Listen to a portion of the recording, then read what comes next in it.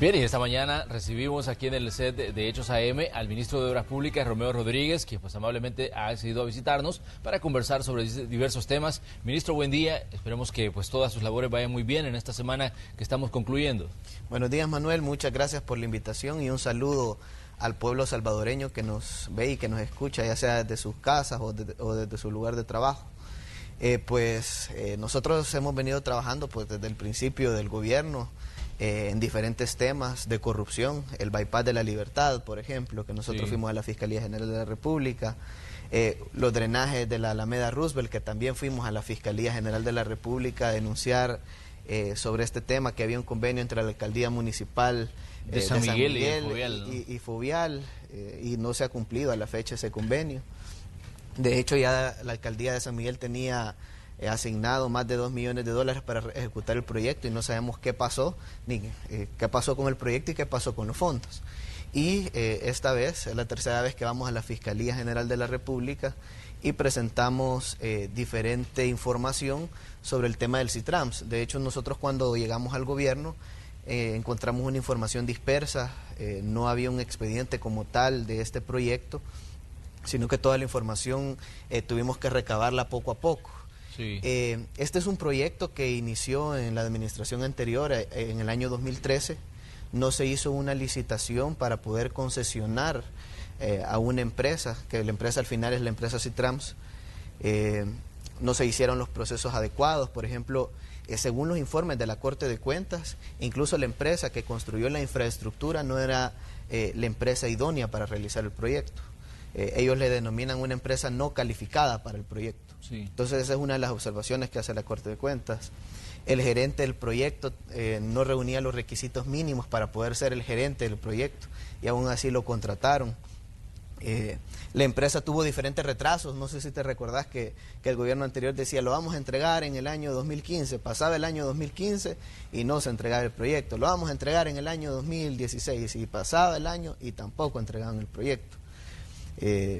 Y decían y al final no se cumplía. Lo que sucedía es que había un contrato ya con una fecha estipulada para terminar el proyecto, la infraestructura de $40 millones, que por cierto, esos $40 millones los puso el Estado, es inversión pública para realizar toda la infraestructura, pero la empresa ya tenía que iba a terminar en el año 2015, pero a pesar de eso, como no cumplió con los plazos, vino el gobierno anterior y le daba prórroga.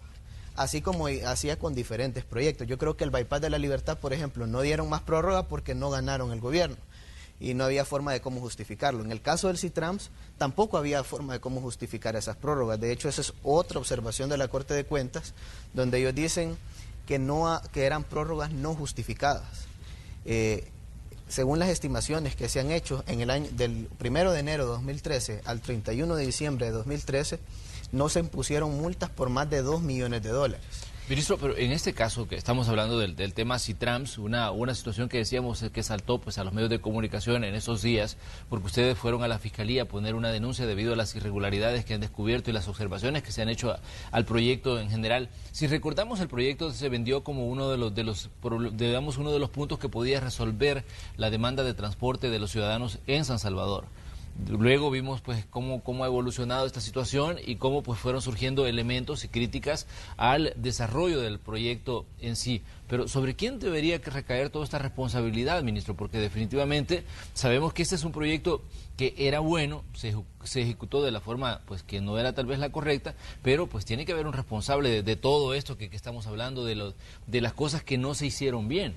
Sí, de hecho, dentro de los informes que nosotros presentamos en la Fiscalía General de la República, información de auditoría que nosotros realizamos y auditoría que realizó la Corte de Cuentas, se habla que al ex funcionario anterior, antes de Liud, que era Gerson Martínez, se le imputan cerca de más de $2.4 millones.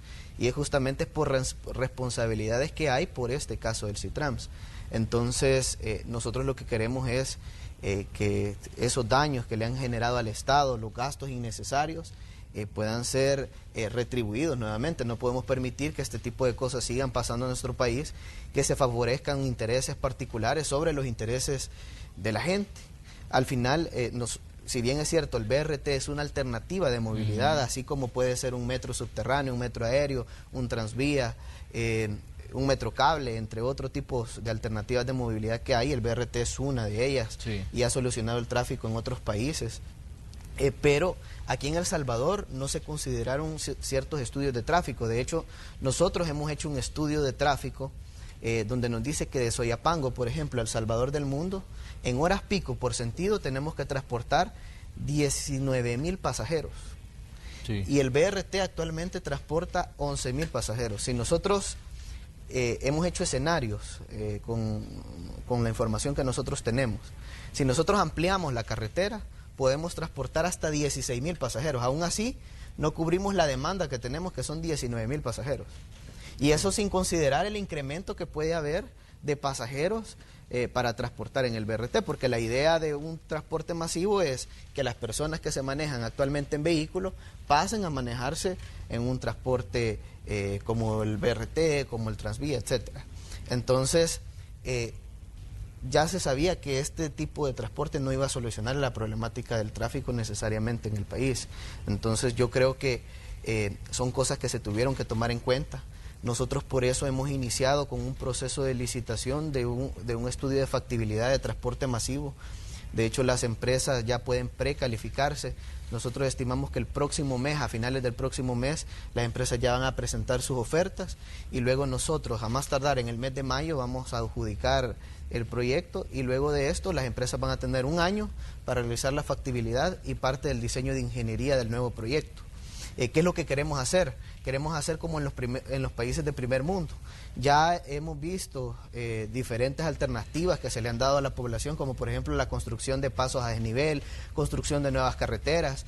Y si bien es cierto, algunas carreteras son necesarias para solucionar los problemas de tráfico, los costos de transporte, etcétera, pero sabemos que esto no va a solucionar de manera definitiva la problemática del tráfico. Los países de primer mundo, más que apostarle a construcción de carreteras, le han apostado al transporte masivo. Entonces justamente en ese camino vamos, estamos haciendo ya los estudios, ya estamos en el proceso de licitación de los estudios para hacerlo de manera responsable, no como se hizo en el pasado, que fue una decisión prácticamente de dedo, así como fue la decisión de realizar el BRT de dedo, así fue la decisión de poner a la empresa de dedo, así fue la decisión de concesionárselo a esa empresa de dedo, así le dieron prórrogas porque se les ocurrió darles prórrogas injustificadas.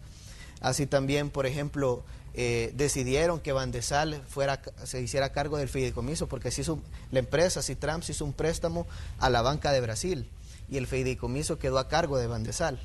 Entonces, al final, si Citrams, por ejemplo, no paga ese préstamo, quien va a pagar el préstamo de cerca de 45 millones de dólares es todo el pueblo salvadoreño. Es decir, nosotros, el Estado, ha quedado como garante de ese financiamiento. Prácticamente a pesar de que es un proyecto privado. Y a pesar que es un proyecto privado, y aún así se le ha dado seguridad pública, como no se le ha dado al transporte. Bueno, nosotros obviamente estamos trabajando en planes de seguridad para garantizar que los pasajeros se puedan movilizar de una manera más segura, pero no se le da seguridad, por ejemplo, pública, no se le debería dar a las estaciones, por ejemplo, sí, o la terminal, por ejemplo, que la tiene el Citrams. Incluso las personas que limpian, las personas que administran la terminal, que solo está la empresa de Citrams, son personas que están en el Viceministerio de Transporte. Así los encontramos. Es decir, se contrató personal por parte del Viceministerio de Transporte para cuidar y administrar las terminales, para darle limpieza, para darle mantenimiento a todas las estaciones. El Ministerio de la Defensa cuidó todas las estaciones, si bien es cierto, es infraestructura pública, pero la empresa tenía que poner algo. Pero el Ministerio de Obras Públicas recibe, digamos, algún reporte sobre, digamos, rentabilidad del Citrams, considerando que hay una cantidad de inversión pública de fondos del Estado metidos ahí. ¿Reciben ustedes, digamos, un reporte que diga si el Citrams está siendo rentable o está dejando algún tipo de ganancia? Sí, de hecho, si no generara ninguna ganancia, yo creo que ya hubieran dejado incluso de funcionar, no estuvieran circulando las unidades del Citrams actualmente. Sí reciben utilidades, a pesar de que el carril no ha sido concesionado de la manera adecuada, porque la Sala Constitucional lo declaró inconstitucional el carril, la forma de cómo se concesionó, pero sí están recibiendo utilidades. De hecho, incluso nosotros consideramos y hemos tenido pláticas con ellos porque la idea es que la seguridad la brinde esta empresa, por ejemplo. Pero esas utilidades, pues se podría decir que son hasta cierto punto a costa de la inversión pública, ¿no? Porque decía, el hecho de que la gente que esté ahí esté asignada al Viceministerio de Transporte significa, entonces, ¿y quién paga? Entonces, digamos, todo el funcionamiento de esto, si al final está recayendo en entidades del Estado. Sí, así ha sido siempre. De hecho, es algo que nosotros hemos corregido. Nosotros ya hemos platicado en diferentes ocasiones con esta empresa. Ellos ya tienen cierto personal que ya está dando limpieza, por ejemplo, en las terminales, cosa que no se estaba dando en el pasado, porque quien era el que contrataba siempre a la empresa que le daba mantenimiento a las estaciones, a la empresa que le daba mantenimiento a las terminales, siempre era el Viceministerio de Transporte. Entonces, y justamente es porque primero que la infraestructura es del Estado y también la terminal es del Viceministerio de Transporte, pero primero que incluso la terminal se concesionó de dedo. Y si vos concesionás un bien público de alguna manera, tiene que ser esa empresa la que le dé el mantenimiento, la que garantice la sostenibilidad de esa infraestructura. Así se han hecho las concesiones en diferentes países. Yo creo que nunca se ha dado una concesión así como se dio en el gobierno anterior, de que solo se le da a la empresa para que la pueda explotar, pero a cambio el Estado no recibe nada, solo el servicio de esta empresa. Entonces no es la forma adecuada en la cual se debería de dar esto. Parece más que se trató de favorecer intereses particulares, intereses de una empresa en particular y no los intereses del pueblo salvadoreño. Entonces justamente eso es lo que queremos cambiar, por eso nosotros hemos iniciado con este proceso de licitación de factibilidad de un transporte masivo. Podemos hablar de un transvía, podemos hablar de un metro subterráneo, de un metro aéreo, un monorriel, etcétera. Hay diferentes alternativas de movilidad que creo que pueden mejorar la circulación vehicular en el área metropolitana de San Salvador. Nosotros consideramos un proyecto desde Santa Tecla hasta el aeropuerto de Ilopango. Un proyecto innovador, un proyecto que de verdad resuelva las problemáticas de tráfico. Queremos de verdad garantizar esta vez que la población se pueda mover de manera segura, y si bien es cierto, esta es una parte de todo lo que nosotros queremos hacer y es un megaproyecto porque es una mega obra. Incluso nosotros hemos considerado que los costos pueden andar de más de $1.000 millones, pero es una inversión necesaria, una inversión social para el pueblo salvadoreño, y que al final la decisión que se tome va a ser la mejor para garantizar que la gente se pueda mover de una manera más segura. Pero adicional a esto, porque es un proyecto más, digamos, a mediano plazo, si bien es cierto queremos ejecutarlo en este periodo de gobierno, pero nosotros también estamos trabajando en el BMT con diferentes escenarios donde nosotros hemos hecho estudios de tráfico y ya vamos a empezar a realizar intervenciones. Por ejemplo, te puedo decir una que ya hemos comenzado, es en la carretera de Los Chorros. A pesar que ya tenemos un proyecto que nos lo van a entregar el diseño en el mes de diciembre de este año, porque ya se adjudicó el proyecto a una empresa brasileña, el proyecto de factibilidad y diseño, y el diseño esperamos que nos lo entreguen en diciembre, pero no nos vamos a quedar con los brazos cruzados, porque luego vamos a licitar la construcción va a demorar cerca de 2 años y medio aproximadamente, y no queremos que de aquí a 3 años la población reciba una respuesta al tema de tráfico. Entonces, mientras tanto, nosotros hemos estimado ciertos derechos de vía que tenemos desde Santa Tecla hasta el desvío de Opico, y vamos a empezar a construir 8 bahías en la carretera de Los Chorros.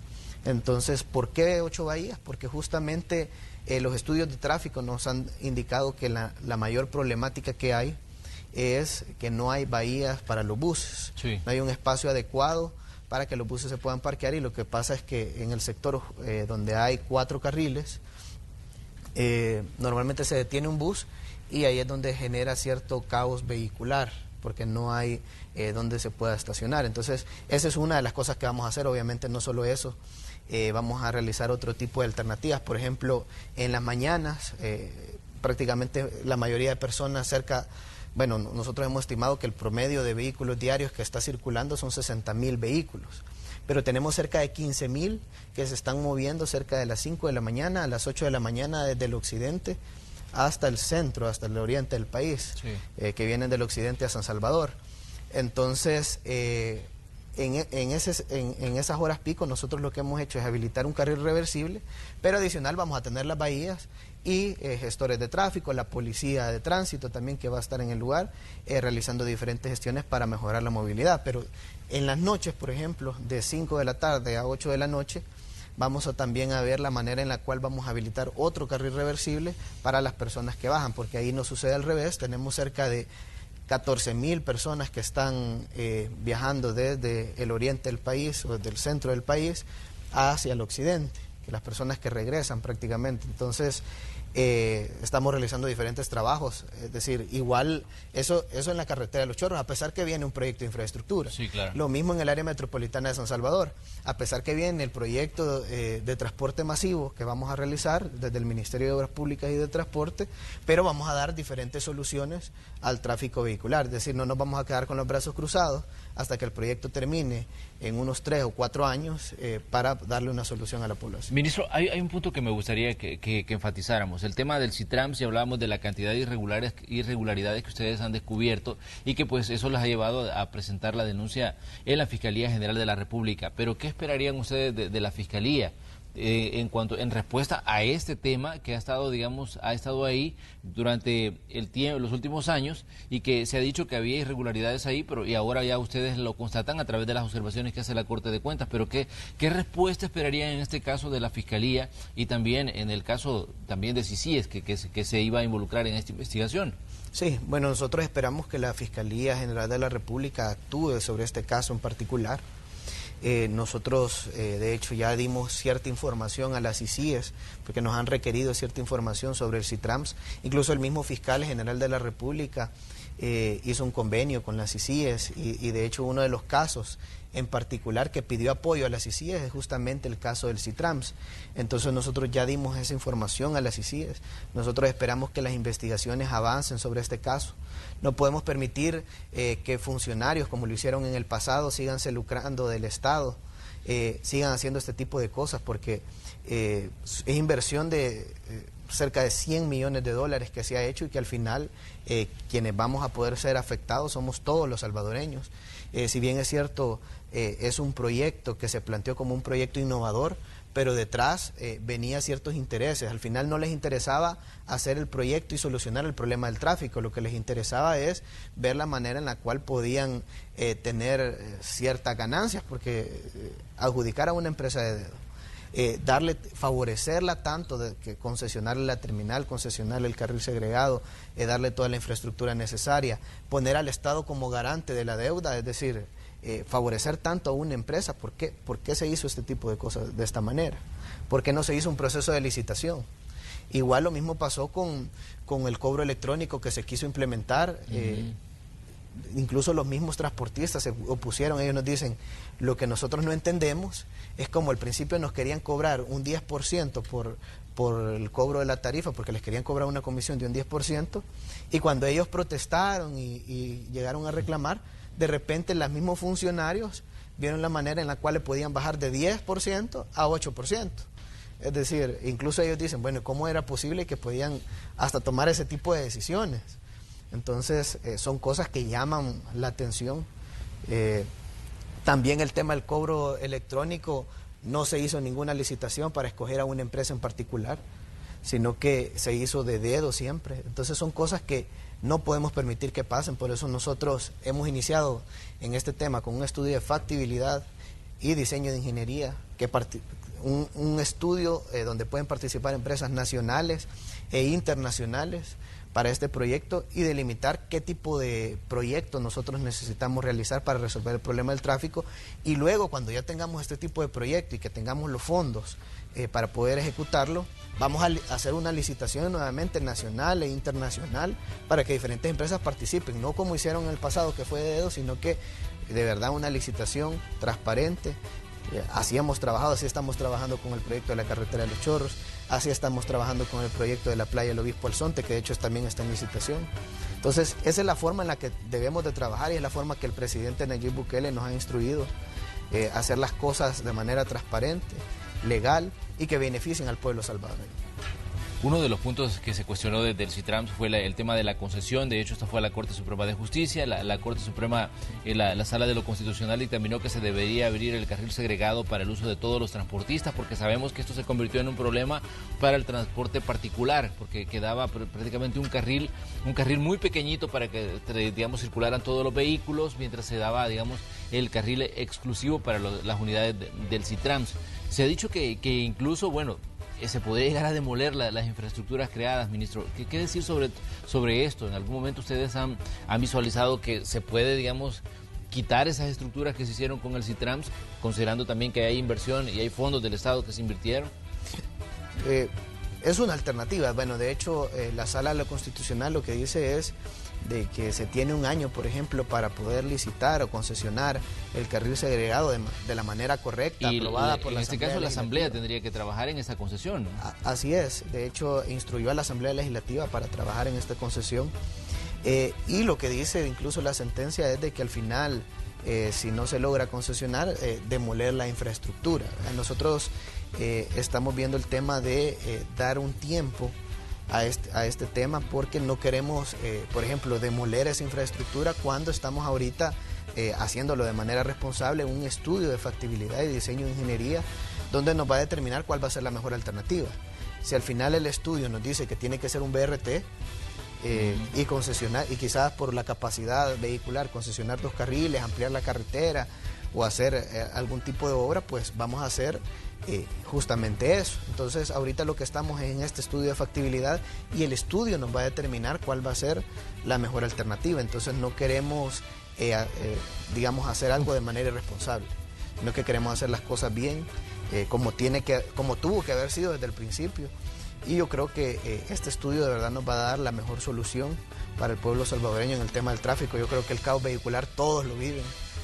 Son horas y horas perdidas en temas de tráfico. Las personas padecen incluso de estrés, pueden padecer incluso de enfermedades, etcétera. Y al final este estrés se traduce en baja productividad. Las personas cuando van a trabajar de alguna manera son menos eficientes, y eso está comprobado de acuerdo a estudios.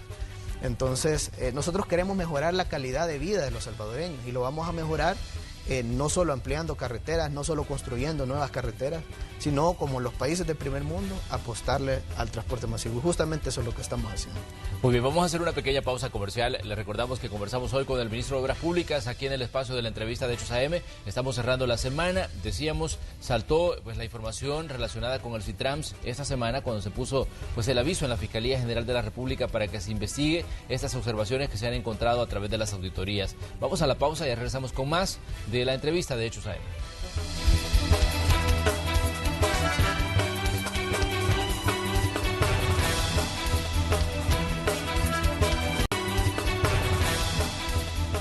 Son las 6 de la mañana con 58 minutos. Continuamos con el espacio de la entrevista de Hechos AM en este cierre de semana, este viernes 13 de marzo de 2020. Hoy tenemos aquí pues la visita del ministro de Obras Públicas. Ya hablábamos sobre lo que ha pasado con el tema CITRAMS, que él ha solicitado pues a la Fiscalía General de la República que se haga una investigación. De hecho, el día miércoles estuvo ahí por las instalaciones de la Fiscalía solicitando pues que se investigue lo que ellos denominan irregularidades que han descubierto pues en este proyecto que se desarrolló y que ha estado pues acaparando espacios en los medios de comunicación desde hace mucho tiempo, cuando se hizo las concesiones, cuando la Sala de lo Constitucional determinó que se debía abrir el carril segregado, y luego pues a esto han ido surgiendo nuevos elementos que están en este proyecto denominado CITRAMS, que seguramente dentro de poco la Fiscalía va a dar una posición y va a comenzar a anunciar qué es lo que se va a hacer con esta investigación. Además, este proyecto se ha pedido que sea investigado también por CICIES, la Comisión pues contra la Impunidad y contra la Corrupción aquí en El Salvador.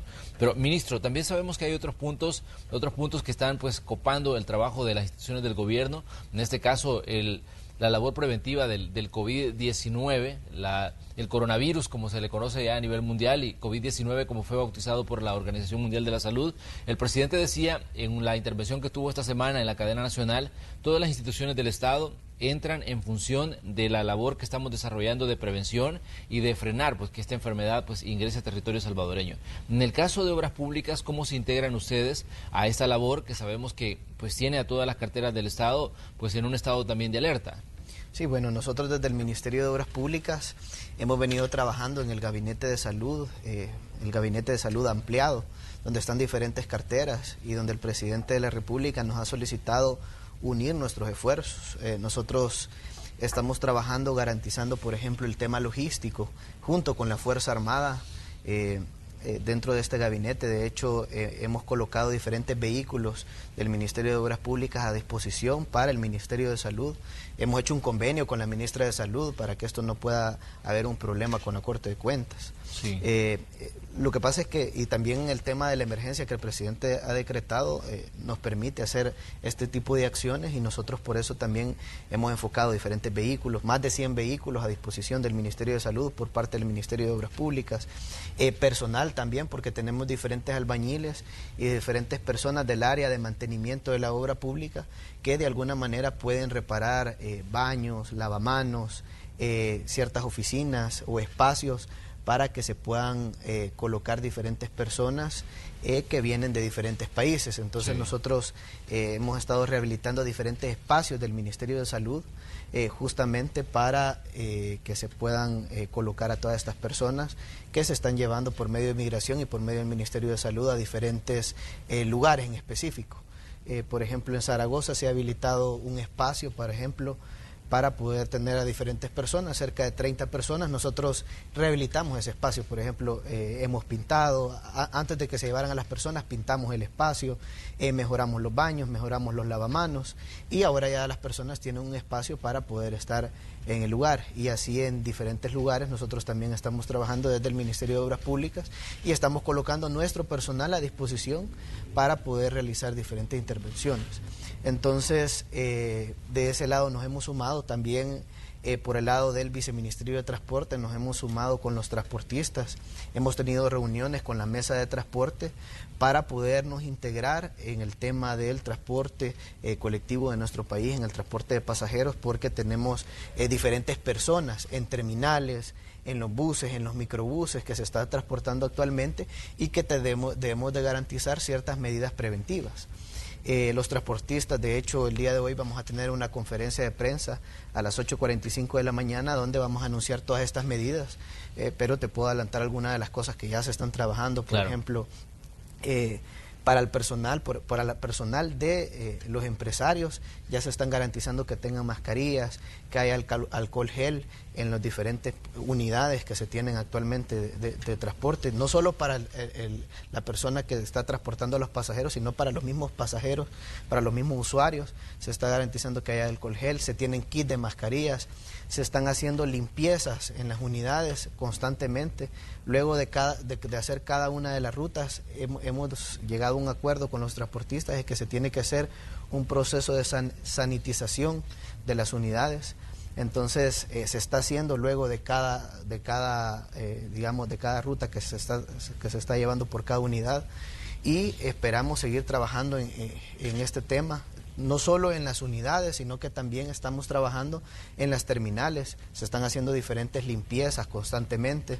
Se ha contratado por parte de los empresarios diferentes personas para darle mantenimiento a las terminales de manera permanente. Prácticamente cada media hora se le está dando una limpieza adecuada, se tiene alcohol gel, se tienen diferentes insumos, todo esto organizado con el Ministerio de Salud y organizado también con todo lo que ha pedido y todas las medidas de la Organización Mundial de la Salud. Entonces estamos tratando de garantizar todas esas medidas preventivas para evitar que las personas puedan contagiarse de alguna manera. Si bien es cierto, no hay ningún caso de coronavirus en nuestro país, por eso es que solo se tienen a las personas que están viniendo del exterior y que son salvadoreños en cuarentena. Son 30 días de cuarentena los que se tienen, pero si bien es cierto, los tenemos en cuarentena, pero eso no significa que hay un caso actualmente de coronavirus. Claro. Estamos garantizando que esto no se llegue a dar. Entonces, por eso estamos realizando todas esas medidas preventivas desde antes. Adicional, nosotros hemos hablado con los transportistas que, por ejemplo, no tienen que sobrepasar la cantidad de pasajeros que puede transportar las unidades. Por ejemplo, los microbuses pueden transportar cerca de 30 a 45 personas aproximadamente, esto de acuerdo a la cantidad máxima de pasajeros que puede llevar cada unidad, de las dimensiones de la unidad. Ministro, igual los buses. Claro, pero ministro, sabemos que esta es una disposición que existe, hay una cantidad de disposiciones que existen en la ley y que dicen que los transportistas deben cumplir, pero si a veces cuando nosotros estamos en nuestra cobertura diaria vemos las unidades que van saturadas, incluso con gente colgada, en los microbuses sobre todo, va la gente ahí. Digamos, ¿cómo hacer cumplir esta disposición? O sea, para que también no se caiga en esto que a la larga pues va en detrimento del servicio que se presta al ciudadano, porque a mí me parece que es peligroso que alguien vaya colgado en la puerta del microbús cuando sabemos que pues hay un peligro inminente ahí, un peligro de un accidente. Y hoy que estamos hablando de ese tema de las enfermedades, la saturación con la que van, pues se convierte en un punto fácil de contagio si en determinado momento llegara a entrar el coronavirus a El Salvador. Sí, bueno, nosotros cuando llegamos al gobierno teníamos cerca de 10 inspectores para revisar todas las unidades de transporte. Este año lo hemos aumentado a más de 100 inspectores para que puedan revisar las unidades, y sabemos que aún así, no solo con el personal humano, sino que necesitamos tecnología para poder ser más efectivos. Ahora, en el caso de las unidades de transporte, nosotros vamos a realizar diferentes inspecciones en las terminales de buses, en diferentes paradas.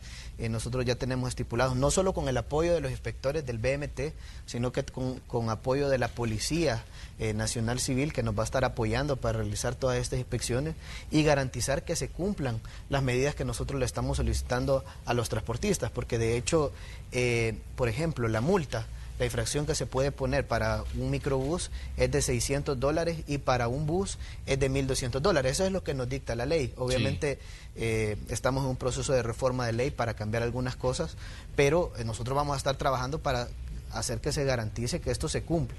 Y si se está sobrepasando la cantidad de unidades y se irrespeta constantemente, nosotros incluso podemos proceder a la suspensión del subsidio. Entonces, si bien es cierto, $600, muchos pueden decir, pues, es muy poco, sí, pero si a pesar de que se coloquen las infracciones que nosotros pongamos y no acaten lo que nosotros hemos solicitado y no acaten la ley como tal, nosotros vamos a proceder a la suspensión del subsidio.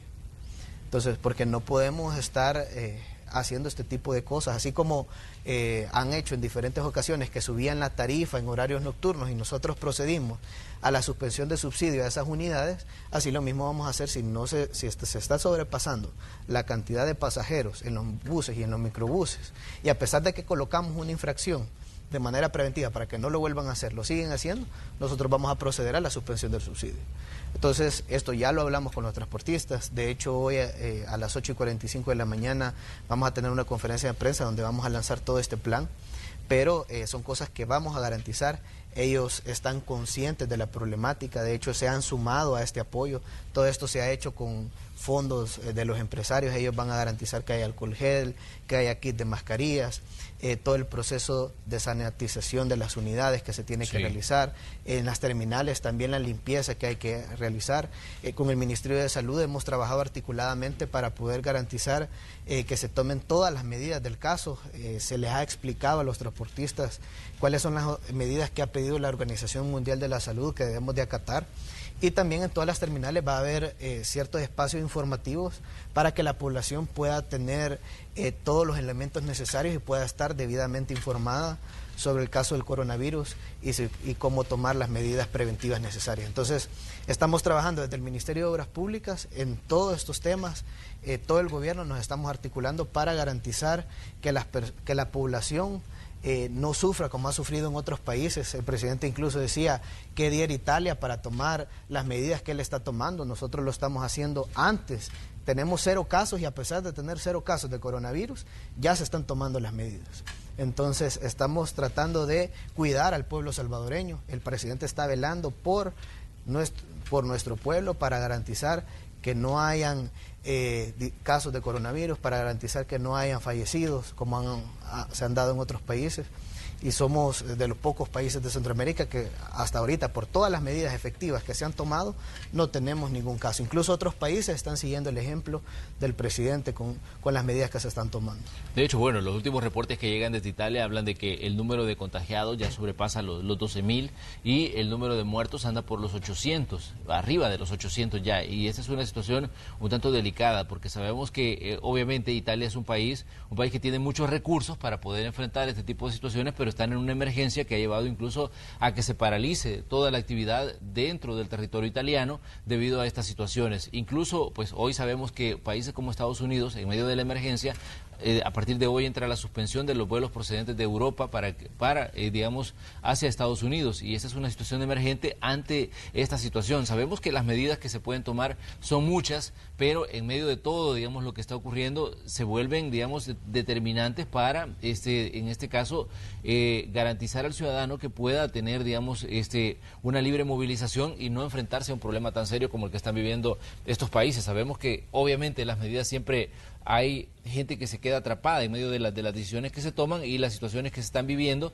y que en determinado momento pues algunas causan hasta molestias, pero definitivamente creo que un punto importante es que tenemos que entender que muchas de estas medidas son para garantizar la misma salud de los ciudadanos, porque ya decíamos, el COVID-19 ataca sobre todo a personas que están enfermas, a personas que están ya con una salud deteriorada, y las personas mayores que tienen incluso hasta defensas bajas. Esto es importante, todos estos datos, porque definitivamente es una labor de todos, en este caso, cuidarnos respecto a esta enfermedad. Me imagino que para ustedes también esta es una situación de emergencia en la que tienen que tomar medidas tras medidas tras medidas para tratar de garantizar pues que este problema pues no llegue a territorio salvadoreño. Sí, y no solo estamos trabajando en las medidas preventivas de salud que se están tomando, a pesar que no tenemos ningún caso actualmente.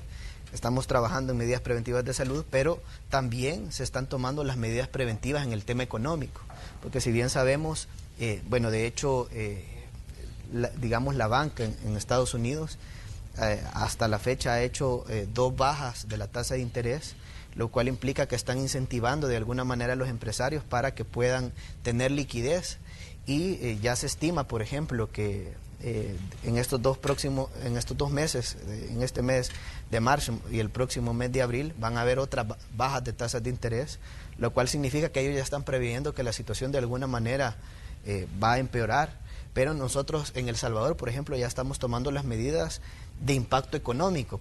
El presidente decía de inversiones, de financiamiento de más de 2.000 millones de dólares. De hecho, el día de hoy va a haber una reunión con diferentes alcaldes. Se han convocado los 262 alcaldes para tener una reunión para que nos puedan dar carpetas técnicas de diferentes proyectos para reactivar de alguna manera e impulsar la economía. No queremos esperar hasta que explote alguna crisis o algo llegue a suceder, sino estar preparados para dar ese impulso económico que necesitamos y no entrar como pasó en el 2009, que estaba Tony Saca, que decían que iban a crecer un 3%, pero al final decrecieron un 3%. Entonces no queremos que nos suceda eso, sino que estamos velando también por ese crecimiento económico necesario. Desde el Ministerio de Obras Públicas, por ejemplo, ya tenemos carpetas técnicas de proyectos de cerca de 300 millones de dólares. Eso es lo que suma la cantidad de proyectos que nosotros tenemos ya con carpeta técnica, con su diseño, ya solo para irnos a construcción de estos proyectos. Y así nos vamos a reunir con los alcaldes para determinar otros proyectos. Fovial tiene otros proyectos que también vamos a realizar. FISDL tiene otras carpetas técnicas de proyectos que se pueden realizar. Y todos estos los vamos a unir y vamos a pedir los fondos a los diputados, a la Asamblea Legislativa, para poder apalear esta crisis y generar ese empleo que nuestro país necesita en estos momentos. Pero, ministro, ¿en algún momento ustedes han considerado de que la emergencia en la que se encuentra, digamos, el planeta, porque ya no solo El Salvador, sino el planeta en general, con el tema del coronavirus, en determinado momento puede afectar el desarrollo de proyectos en este 2020? Sabemos que este año comenzó y despegó con muchas expectativas, pero el lastre en el que se ha convertido el coronavirus va a afectar todo el comportamiento de la economía y también va a afectar muchas de las cosas que estaban proyectadas para desarrollar. En el caso de Obras Públicas, ¿considera usted que puede en algún momento pues afectar el desarrollo de los proyectos que ya tenían en agenda para el año?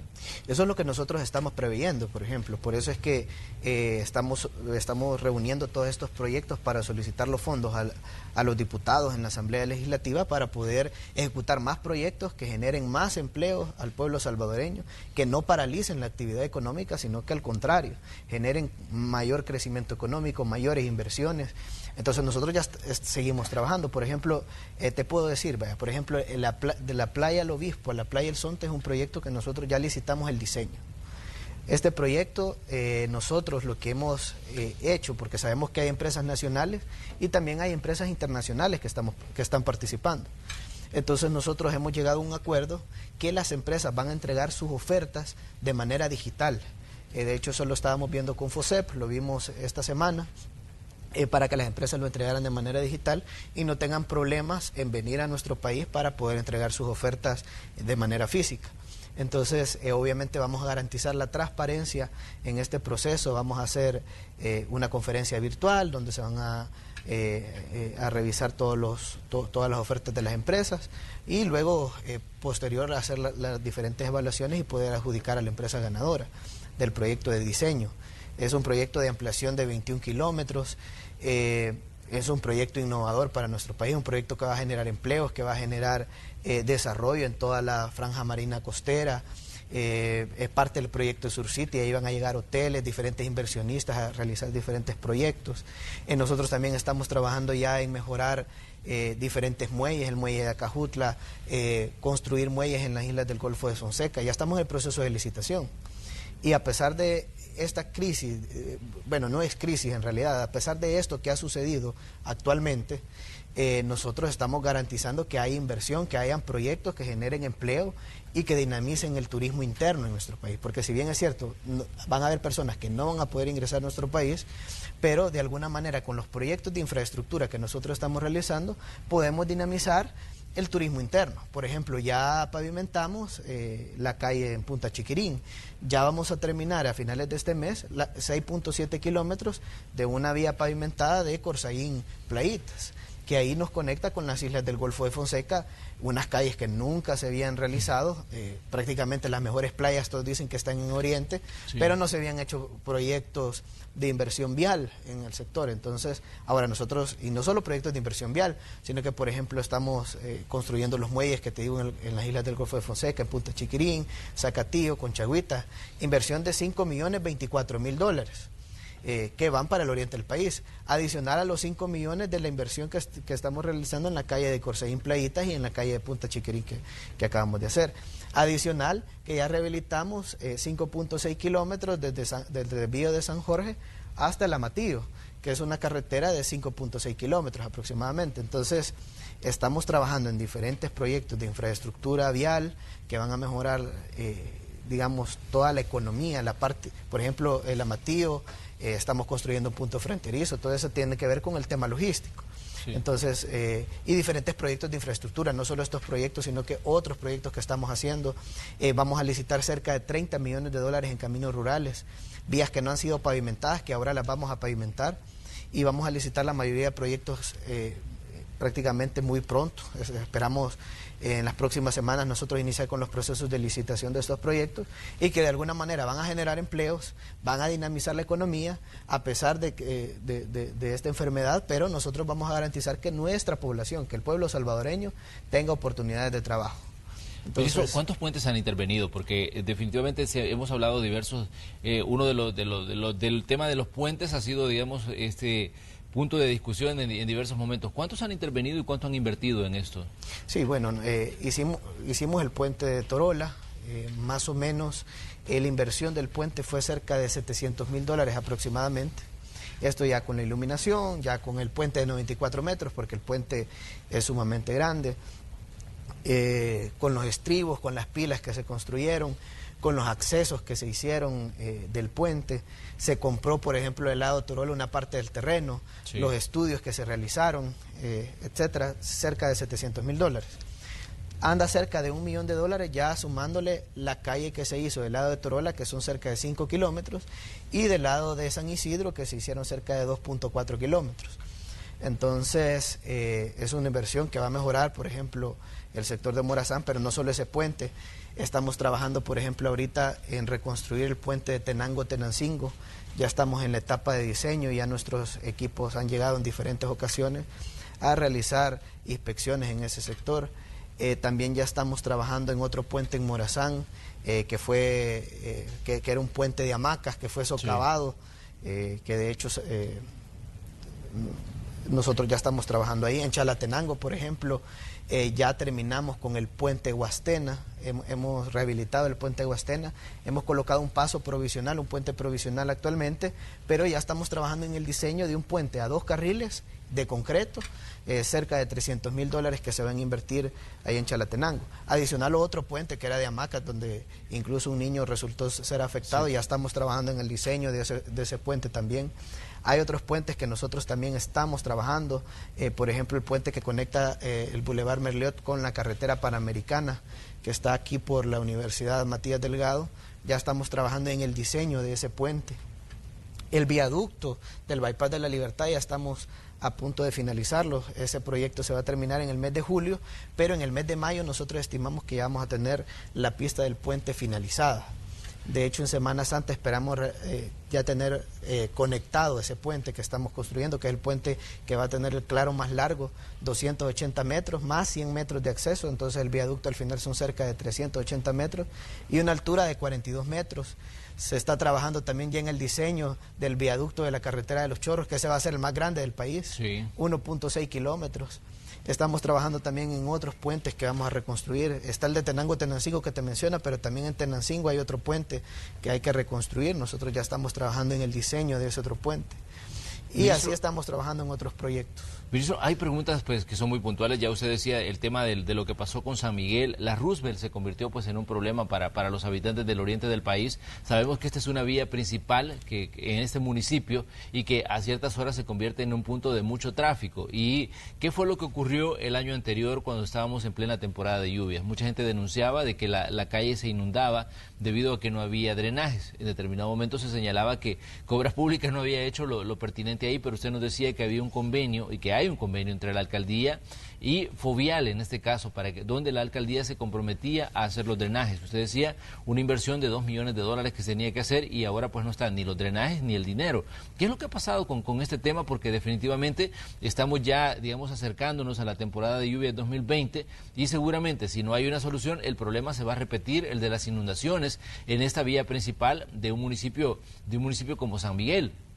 Sí, solo quiero aclarar 3 puentes más, bueno, 4 puentes que se van a construir rapidito. Ya tenemos en proceso de licitación los 2 puentes en el oriente del país, uno en el Río Grande de San Miguel, otro en el río Taicihuat, que es una inversión de cerca de $25 millones. Las empresas van a presentar ofertas la próxima semana y ya de ahí nos vamos a construcción. Ya el diseño ya está, ya solo es para ir a construir. En Concepción de Oriente hay otro puente también que ya tenemos el diseño, que ya estamos en el proceso para licitar ese puente. Y en Guadalupe, en San Vicente, también hay otro puente que se prometió y que ya estamos en el proceso para licitar ese puente. Ya se tiene la carpeta técnica y también se va a construir. Entonces, hay diferentes proyectos de puentes, hay diferentes proyectos de infraestructura para mejorar la conectividad del país. Incluso en los 300 millones que te digo, hay cerca de 15 puentes que nosotros estamos colocando para poder mejorarlos y puentes nuevos que también hay que construir porque hay una gran demanda de parte de la población.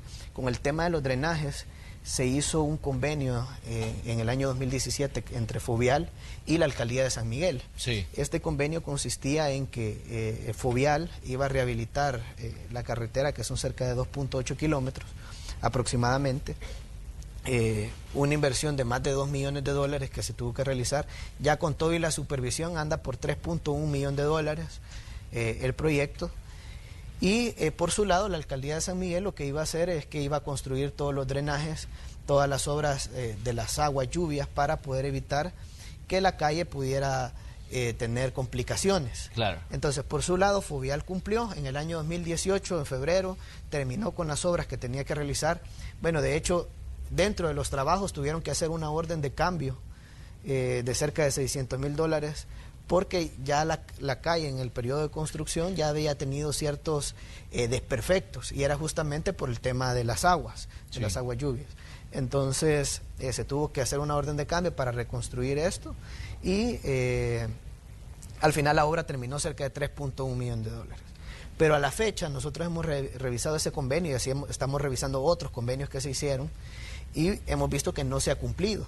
Y algo que nos llamaba la atención es que en el año 2019, cerca del mes de marzo, es que la Alcaldía de San Miguel en el Consejo determinan declarar nula la licitación. Ellos ya habían sacado a licitación la construcción de los drenajes. De hecho, hicieron la carpeta técnica que les costó cerca de $150,000, entre $150,000 y $200,000. hicieron la carpeta técnica para la construcción de los drenajes. Lo hicieron porque sabían que era una responsabilidad que ya tenían para hacerlo. Claro. Ya tenían más de 2 millones de dólares para poder realizar la construcción de los drenajes en la Alameda Roosevelt, en la avenida Roosevelt. Lo que nos llamaba la atención a nosotros es que, primero, licitan, ya teniendo los fondos, los 2 millones de dólares, licitan el proyecto de la construcción de los drenajes. La comisión evaluadora recomienda adjudicar a una empresa el proyecto y en el consejo sacan ese punto. Deciden declarar desierta la licitación y no continuar con el proceso. Entonces, nosotros nos preguntamos, bueno, primero, ¿por qué sacaron el punto de la agenda? ¿Por qué declararon el proceso desierto cuando ya se tenían los fondos? Y lo otro es, bueno, ¿y estos 2 millones de dólares qué pasó? Si se tenían 2 millones de dólares para ejecutar los drenajes, este proyecto que al final, si no se hacen, lo que va a pasar es que en el invierno se nos va a seguir deteriorando la carretera. Sí. De hecho, ya se tienen que hacer ciertos bacheos en algunos sectores justamente por los drenajes que no se han construido. Entonces, eso para el Estado implica mayores costos. Ya se gastó 3.1 millones de dólares. La vida útil de la carretera va a ser menor si nosotros no hacemos alguna obra. Entonces, nosotros lo que estamos velando es por los intereses del pueblo salvadoreño para no tener que hacer gastos innecesarios, porque al final, si tenemos que rehabilitar nuevamente esa carretera, lo que nos va a tocar es dejar de hacer una obra en algún lugar para poder realizar una obra que no la tuvimos que hacer, porque la alcaldía de San Miguel ya tenía un compromiso con la administración anterior de hacer los drenajes y no cumplió. Entonces, este caso, lo que nosotros queremos es que cumpla. ¿La Fiscalía ya le solicitó información a ustedes sobre todo lo que ha pasado con esa denuncia? Hasta el momento no, pero hemos tenido comunicación con fiscales y el proceso está avanzando actualmente. Nosotros ya dimos cierta información. De hecho, cuando llegamos a la Fiscalía General de la República, entregamos los convenios que teníamos, entregamos las inspecciones que nosotros realizamos, hicimos un estudio técnico por parte de nuestro equipo del Ministerio de Obras Públicas para determinar los daños que tenía la calle actualmente. Y lo que no queremos es permitir que hayan daños al Estado que no se tuvieron que haber generado, y en este caso es por los drenajes que tuvo que haber construido la alcaldía de San Miguel y que a la fecha no se han construido. Entonces nosotros lo que exhortamos a la alcaldía es que cumplan con el convenio, que construyan los drenajes necesarios para evitar que esa calle, que esa inversión de 3.1 millones de dólares que ya realizó el gobierno, no se pierda. Y que nosotros al final, si ellos no hacen esta obra, nos va a tocar invertir nuevamente en la calle cuando pudiéramos estar invirtiendo en muchas calles que actualmente necesitan rehabilitación. La demanda del pueblo salvadoreño es grande y no queremos dejar de hacer obras en otro sector cuando y hacerlas en una calle que no la merita, que no la necesita, porque ya se tuvieron que haber construido las obras necesarias.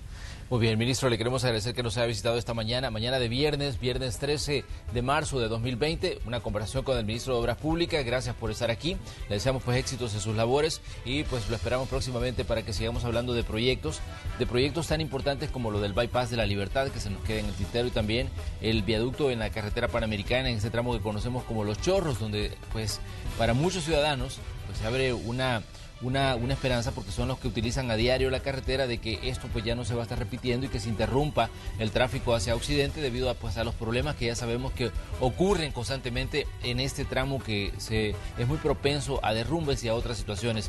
Gracias, ministro, por estar acá. No, gracias a ti, Manuel, y un saludo a toda la población que nos ha escuchado esta mañana. Nosotros vamos a seguir trabajando para garantizar el bienestar y diferentes proyectos que generen ese despegue económico que nuestro país necesita.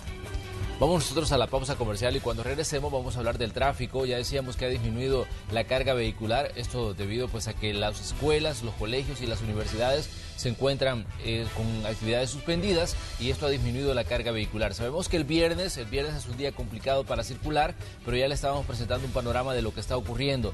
Pues vamos a tener más datos de esto y también una actualización de noticias internacionales respecto a los últimos datos que están llegando sobre el tema del COVID-19, como se ha denominado pues al coronavirus. Regresamos enseguida.